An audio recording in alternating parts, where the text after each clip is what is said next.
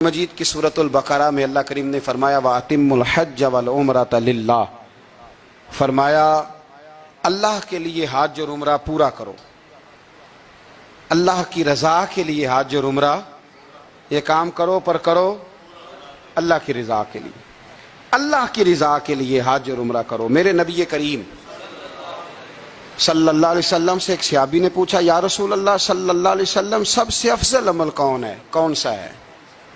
اعمال تو ڈھیر سارے ہیں نا، گلی سے کنکر آپ نے اٹھا دیا تو وہ بھی صدقہ ہے۔ یا رسول اللہ صلی اللہ تعالی علیہ وسلم افضل عمل کون سا ہے؟ نبی پاک نے فرمایا اللہ اور اس کے رسول پر ایمان لانا۔ عرض کی حضور اس کے بعد؟ فرمایا اللہ کی راہ میں جہاد کرنا۔ کہا یا رسول اللہ اگر میں تیسری بات پوچھوں کہ اس کے بعد؟ تو حضور نے فرمایا پھر بیت اللہ کا حج کرنا۔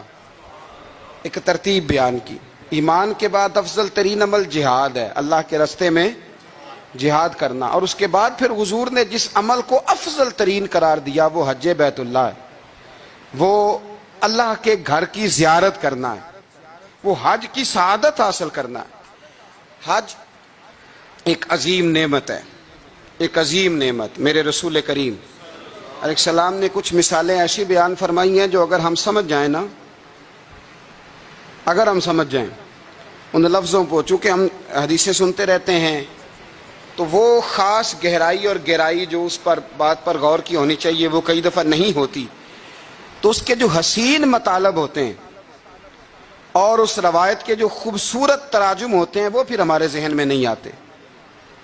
ایک پہلے دن کا بچہ ہوتا ہے، بالکل پہلے دن کا، آج ماں کے پیٹ سے پیدا ہوا، اس کے ذمے کوئی گناہ نہیں ہوتا، اس شخص سے کسی کا کوئی اختلاف نہیں ہوتا، اس شخص نے کسی کا دل نہیں توڑا، اس نے کسی کو ستایا نہیں، اس نے کسی کو پریشان نہیں کیا۔